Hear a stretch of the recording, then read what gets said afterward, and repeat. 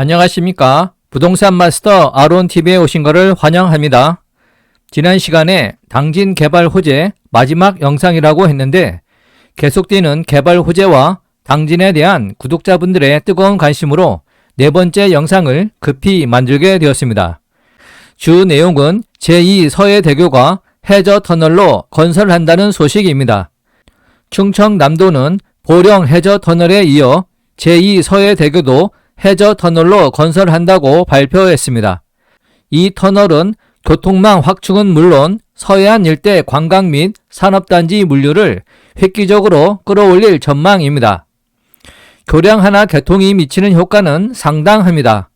예전의 사례를 보고 앞으로 충남 당진과 경기도 화성 간에 제2 서해대교가 개통되면 인근 지역에 어떠한 영향을 미치게 될지, 특히 가장 큰 혜택을 누리게 될 당진 신평지역 투자에 관심이 높은 분들은 눈여겨봐야 할 내용들입니다.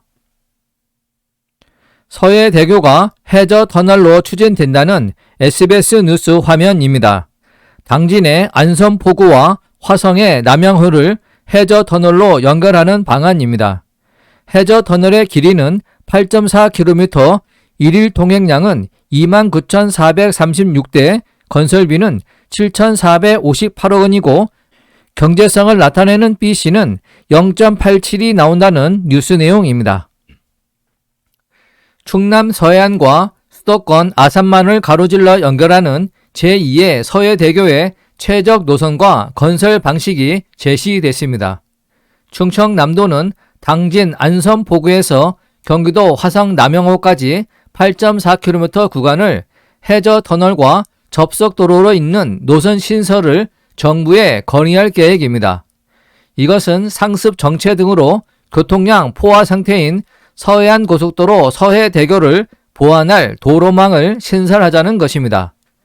충청남도는 국가사업 선제 발굴과 미래 SOC 사업 준비를 위해 2021년부터 시작한 제2 서해대교 건설 사전 타당성 조사 영역을 최근 마무리하고 교통수요 및 경제성 분석 등을 담은 결과를 2022년 1월 11일 발표했습니다.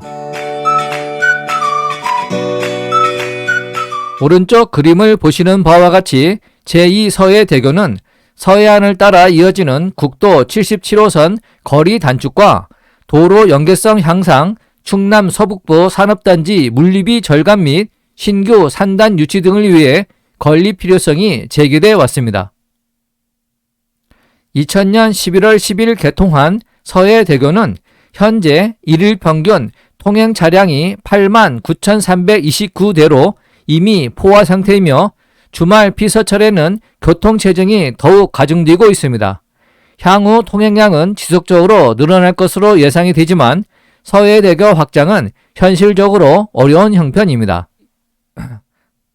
이번 용역에서는 일환으로 당진 성문 국가산단에서 화상 궁평항 18.9km, 이안으로 당진 성구피 포구 화성 봉화 교차로 16.2km간, 3안으로 당진 안선포구에서 화상 남영호까지 8.4km, 네 번째 안으로 당진 한진포구에서 서평택 IC 사거리 10.6km 등 해상 교량 해저터널 4개 노선을 비교 검토했습니다. 이들 노선을 대상으로 해양수산청, 해양경찰청, 군부대 등 관계기관과 도자문위원 의견 수렴 방식을 진행했으며 3안의 해저터널 방식이 경제성, 교통성, 시공성, 안전성 등에서 가장 유리하다는 결론을 도출했습니다. 이 노선은 총 연장 8.4km 중 7.48km를 해저터널로 나머지는 접속도로로 연결합니다. 해저터널 길이는 현재 국내 최장의 보령 해저터널 6,927m보다 길게 됩니다. 평택 당진항 내 대형 선박의 자전 입출항과 해군 군사작전 수행, 교량으로 건설했을 경우 기상 악화 시 서해대교와 동시에 통제받을 수 있는 상황 등을 감안했습니다. 사업비는 4개 안 중 가장 적은 7,458억 원, 일일 통행 예상 차량은 29,436대로 가장 많았습니다. 경제성 분석 결과는 0.87로 기획재정부가 실시한 제5차 국도 국지도 건설 계획 일괄 예비 타당성 조사 통과 사업의 평균 BC값 0.76보다 높은 수준입니다. 정책성 평가 및 지역 균형 발전 평가를 고려하면 사업 시행 타당성은 충분히 확보할 수 있을 것으로 충남도는 보고 있습니다. 서해대교는 2000년 11월 개통 이후 두 차례 전면 통제가 이루어졌습니다. 2015년 12월 교량 케이블 화재로 16일간, 2006년 10월 29중 추돌 사고로 하루 동안 통제된 적이 있습니다.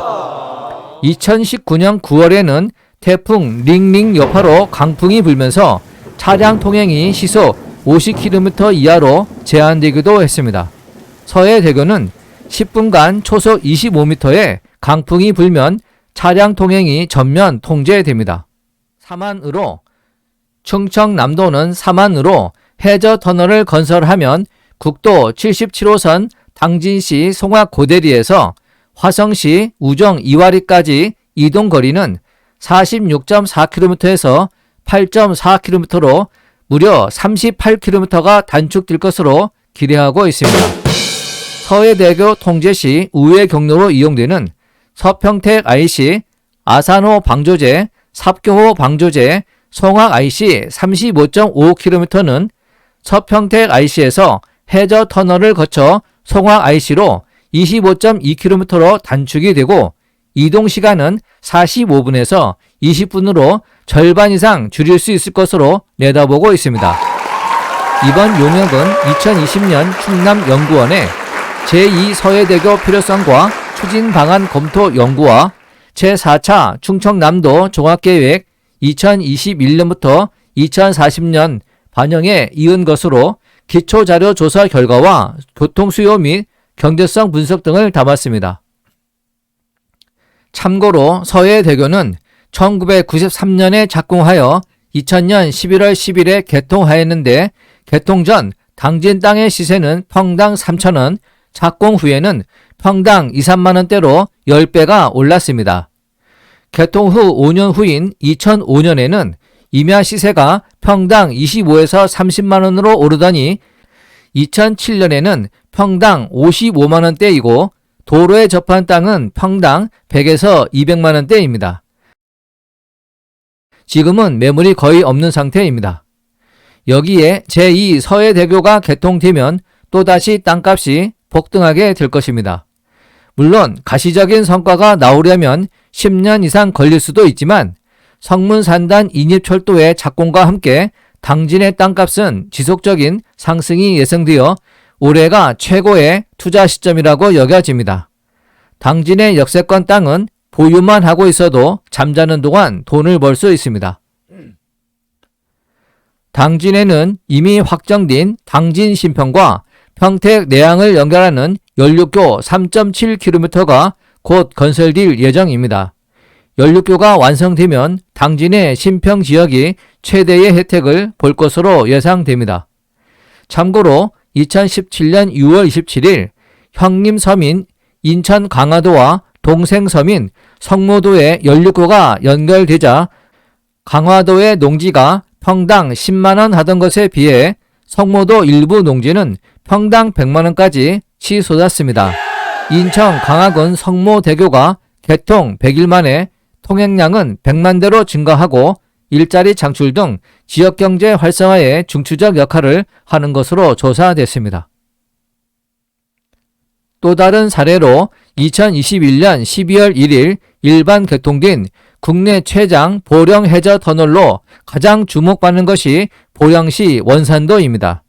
현재 원산도에 쓸만한 땅은 평당 300만원에서 터널과 대교를 잇는 섬의 중앙도로나 바닷가는 1000만원까지 호가하고 있습니다. 10만원 정도 하던 20여 년 전과 단순 비교해 최고 100배쯤 오른 것입니다. 현재는 위지인이 땅을 많이 사들여 원주민 땅은 30%에 그친 것으로 추정되고 있습니다.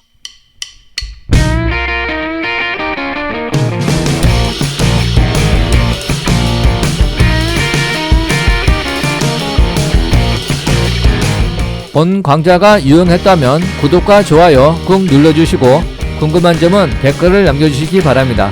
감사합니다.